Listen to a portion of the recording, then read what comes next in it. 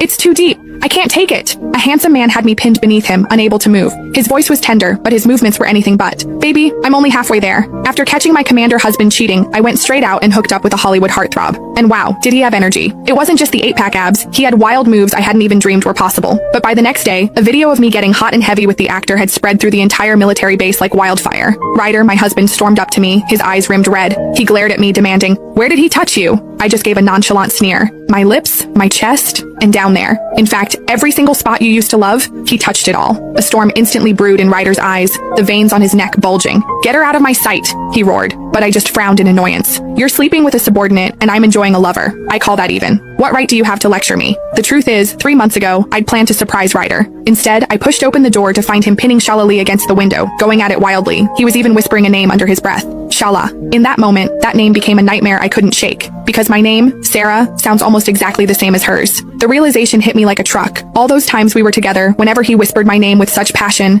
he was calling out for another woman. My stomach churned violently. I pushed him away and bolted for the bathroom, heaving. Ryder followed close behind, his voice actually sounding concerned. "Sarah? What's wrong?" I snapped my head up, my glare piercing. "Ryder, just now, were you calling her name or mine?" To my shock, his concern instantly morphed into defensive rage. He kicked over a nearby chair and roared, "Sarah, I chose you and I only love you." Then he slammed the door and stormed off, jumping into his military SUV. The engine idled for a long time until a distinct ringtone broke the silence. It was Shala calling. He had deleted all her contact info right in front of me. When the hell did he save it back? With freezing fingers, I opened the app on my phone to view the live dashcam feed. Inside the car, Ryder was staring intensely at the flashing name, gripping the steering wheel so hard his knuckles turned white. He waited until the very last ring before stabbing the answer button. From the other end came suppressed sobbing, sounding like a wounded animal. Shala choked out a whisper. "Ryder, I miss you so much." Ryder's breath hitched. The engine roared to life, and the SUV tore through the night like a blade. The night wind howled, but it couldn't blow away the chill settling in my heart. I caught my reflection in the window. Tears were already streaming down my face. The car soon pulled up outside an officer's apartment complex. Rustling sounds came through the dashcam audio, followed by Shala's whimpering moan. "It hurts." And the husband who swore he loved me replied, his voice so raspy it was barely recognizable. "Take it. Even if it hurts, take it." What followed was a night filled with heavy breathing and frantic kissing. It sounded so desperate, so primal.